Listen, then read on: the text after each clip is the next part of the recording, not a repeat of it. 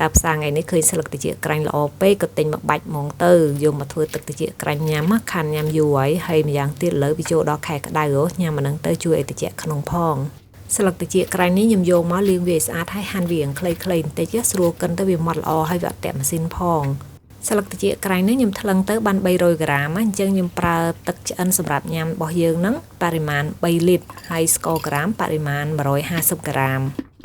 ខ្ញុំលេខកិនវាជា3ដងក្នុងម្ដងខ្ញុំប្រើទឹក1លីត្រកិនរួចហើយយើងប្រើកត្រងដើម្បីត្រងកាកវាឬមួយក៏ប្រើជាស្បៃត្រងកាកវាក៏បានដែរ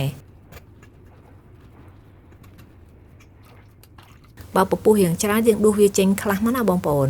ច្រោះរួចហើយយកទៅច្រកដបហើយយកទៅក្លាសេទុកញ៉ាំរួចជាការស្រេចយើងអត់ត្រូវការដាំអីទៀតទេណាបងប្អូនដោយសារទឹកដែលយើងប្រើហ្នឹងគឺជាទឹកឆ្អិនស្រាប់ហើយ